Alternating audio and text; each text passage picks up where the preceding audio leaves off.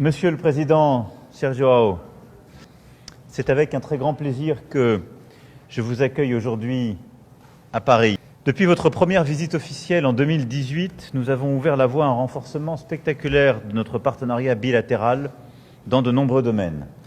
L'agriculture, la défense, le spatial, l'éducation, la culture, l'enseignement supérieur, la santé humaine et animale, le sport, et je pourrais prolonger cette liste. Aujourd'hui, Monsieur le Président, nous posons des actes forts. Nous avons renouvelé l'accord général de coopération qui nous liait depuis 1982. Nous nous sommes aussi engagés à renforcer nos consultations politiques pour mieux faire face ensemble aux enjeux globaux, internationaux et régionaux. Plusieurs accords viennent densifier et diversifier ce partenariat. Je ne les citerai pas tous, mais simplement quelques-uns. Un accord dans le domaine de l'enseignement supérieur, de la science et de la technologie et de l'innovation pour renforcer nos partenariats de recherche. Un accord avec un financement de l'Agence française de développement de 4 millions d'euros pour renforcer notre partenariat pour la préservation de la biodiversité et la promotion des aires protégées. Nous avons également signé un mémorandum d'entente sur un projet d'irrigation pour renforcer la sécurité alimentaire avec un prêt de l'AFD de 100 millions d'euros qui s'inscrit dans le cadre du développement de notre partenariat agricole. Et enfin, nous nous sommes engagés à renforcer notre coopération de sécurité intérieure pour lutter contre l'immigration irrégulière, le terrorisme, la criminalité transnationale et les trafics. Notre discussion a été très riche et a couvert beaucoup de domaines. Et je n'oublie pas non plus la francophonie, cher João. Vous pouvez compter sur notre soutien pour l'ouverture, dans les 2 prochaines années, des 2 nouveaux lycées Eiffel, qui dispensent un enseignement scientifique bilingue d'excellence, et pour le programme angolais de généralisation de l'enseignement français dès l'école élémentaire. Nos liens économiques sont en pleine expansion aussi, et vous serez demain dans un forum économique avec le MEDEF international. La France est le premier investisseur en Angola, et votre visite permet de faire avancer dans de nombreux domaines nos projets. L'achat d'un satellite d'observation de la Terre avec l'implication d'Airbus Defence and Space et la Société Générale, projet qui démarre un programme plus large dans le spatial. Projet porté par Suez qui renforcera l'accès à l'eau à Luanda pour 3 millions d'habitants. Engagement dans le domaine de la santé avec la construction d'un hôpital ophtalmologique et la grande maternité de Luanda. Et je me réjouis aussi que Météo France International puisse renforcer son partenariat avec son homologue angolais Inamet. Au total, ce sont plus de 430 millions d'euros de contrats et d'investissements qui sont signés, concrétisés dans le cadre de cette visite d'État.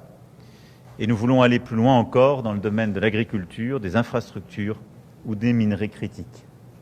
Notre échange a permis également de revenir sur le corridor de Lobito, infrastructure ferroviaire et routière cruciale pour toute la région, qui relie la Zambie, la RDC à l'océan Atlantique en traversant l'Angola.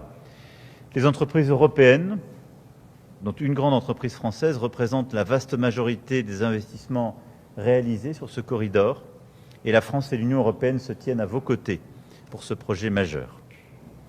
Nous avons pu revenir également sur nos grands sujets de coopération régionale et globale, la biodiversité, les océans, la forêt. J'ai pu évoquer la conférence des Nations Unies qui se tiendra en juin à Nice. Également le sommet de l'intelligence artificielle du 10 et 11 février prochain, où la France souhaite ardemment que l'Afrique soit au cœur des préoccupations. Et surtout notre agenda croisé, puisque dans quelques semaines, vous prendrez la présidence de l'Union africaine, et je vous souhaite tout le succès requis. Et la France aura en 2026 la présidence du G7, et nous avons convenu donc d'un travail conjoint ensemble, mais également de poursuivre la meilleure représentation de l'Afrique dans toutes les instances, et en particulier le Conseil de sécurité des Nations Unies. Plus largement, c'est l'agenda du Pacte de Paris pour les peuples et la planète dans lequel nous nous retrouvons. Réforme des instances multilatérales de financement et plus grande efficacité que vous promouvez. Enfin, je veux saluer votre rôle, Monsieur le Président, en faveur de la paix en Afrique. Nous avons évoqué la crise des Grands Lacs et nous y reviendrons. La France soutient votre investissement sans relâche dans le cadre du processus de Luanda. La priorité, en effet, dans les Grands Lacs, doit aller au dialogue, à la recherche d'une paix durable, dans le respect de l'intégrité territoriale de la République démocratique du Congo. La dynamique de paix que vous avez initiée doit se poursuivre et ensemble, nous appelons solennellement à la reprise des discussions au plus haut niveau. La France, en tant que partenaire proche, entend soutenir cette médiation et ces initiatives de paix. Merci beaucoup, Président Emmanuel Macron. J'aimerais commencer par remercier la façon très amicale, accueillante, fraternelle par laquelle nous avons été donc accueillis en France depuis que nous sommes arrivés. Et surtout, nous aimerions remercier la surprise qui m'a été faite ce matin. Effectivement, on m'a attribué la plus haute distinction de l'État français. Il m'a été décerné l'ordre d'officier de la Légion d'honneur française. Et cela est quelque chose qui ne faisait pas partie du programme. Le président, cependant, Emmanuel Macron, m'a réservé cette agréable surprise et donc cette médaille très importante de l'État français m'a été décernée. Il ne fait aucun doute que cela s'inscrit dans l'importance de renforcer notre relation de coopération, d'amitié entre nos deux pays, nos deux États, nos peuples, le peuple angolais et le peuple français. Ce matin, nous avons une réunion de travail entre les deux délégations du gouvernement et nous avons discuter de l'état de nos relations bilatérales, tel que cela vient d'être décrit de façon très détaillée par Monsieur le Président Emmanuel Macron, mais nous avons également eu l'occasion de discuter de l'agenda international, les grands événements qui ont lieu dans le monde aujourd'hui et qui, d'une façon ou d'une autre, finissent par avoir un impact sur nos pays respectifs. Concernant les questions bilatérales, je ne vais pas entrer dans les détails, mais j'aimerais dire que nous avons manifesté notre intérêt commun de renforcer les liens d'amitié et de coopération dans pratiquement tous les domaines des économies de nos deux pays. L'Angola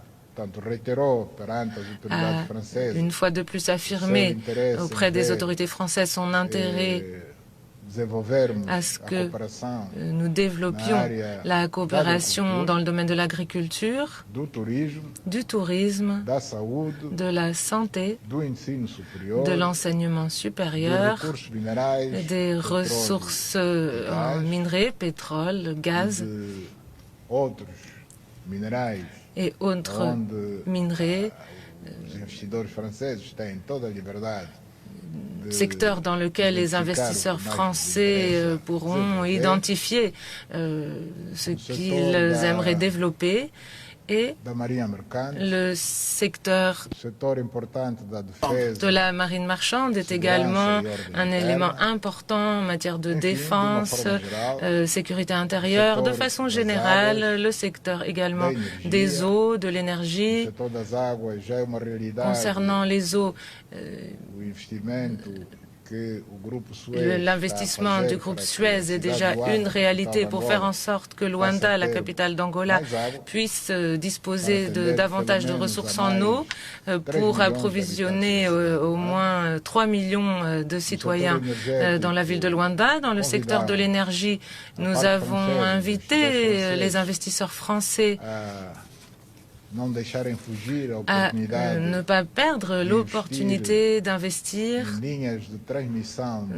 dans des lignes de transmission d'énergie électrique, surtout vers les pays voisins, partageant une frontière avec l'Angola afin d'approvisionner la région de SADC, Zambie, République démocratique du Congo. Nous avons également invité la France et les investisseurs français à s'intéresser à ce que nous allons aux conditions que nous allons assurer concernant la concession du port de Callao et notamment la région de Cabinda. Et compte tenu qu'il n'est pas possible de parler de tout, nous avons surtout concentré nos efforts sur ces éléments que je viens de citer et l'intérêt est réciproque. La partie française est intéressée à continuer à investir en Angola et l'Angola, dans la limite de ses capacités, le fera également ici sur le territoire français. Nous avons parlé des conflits qui malheureusement sont observés dans tout le monde, les situations difficiles dans lesquelles se trouvent les pays de la région du Sahel, qui sont confrontés d'un côté au terrorisme, au changement de pouvoir non constitutionnel, les guerres. Nous avons parlé du conflit qui oppose la République démocratique du Congo à la République de Rwanda. L'Angola est en train d'assumer le rôle de médiateur afin d'essayer de mettre fin à ce conflit qui dure depuis des décennies. Nous avons parlé de la situation inquiétante au niveau de la République du Soudan, qui est à l'origine d'un nombre élevé de morts, de personnes blessées, destruction d'infrastructures, de personnes déplacées internes, réfugiées vers les pays voisins. Et il est urgent également de mettre fin à ce conflit. Et évidemment, en dehors de notre continent, sur le territoire européen, le conflit qui oppose la Russie et l'Ukraine doit lui aussi se terminer par une solution positive, négociée. Nous considérons que l'Union européenne doit participer davantage, ainsi que les États-Unis d'Amérique, dans la recherche de cette solution négociée pour mettre fin à un conflit qui représente un danger non seulement pour l'Europe, mais pour le monde entier. Et nous aimerions également saluer ce qui a été annoncé hier, notamment l'accord de paix entre Israël et le Hamas, qui permettra de faire en sorte que la souffrance du peuple de Palestine qui habite sur cette zone du territoire cesse et qui permettra une intervention renforcée en termes d'aide humanitaire pour réduire les souffrances de ce peuple, permettant, le moment venu, de lancer la reconstruction de cette partie du territoire, la reconstruction de Gaza qui permettra que les otages soient libérés, les otages qui se trouvent toujours sous le contrôle du Hamas, ainsi que la libération de prisonniers palestiniens du Hamas qui se trouvent dans les prisons d'Israël. Donc nous saluons cet accord qui a été atteint après des mois de négociations, mais nous considérons qu'il est important de ne pas oublier de rappeler à toutes les parties, Israël, Palestine, communauté internationale, le besoin de créer un État de Palestine. Il s'agit selon nous la seule façon de faire en sorte que ce conflit cesse définitivement.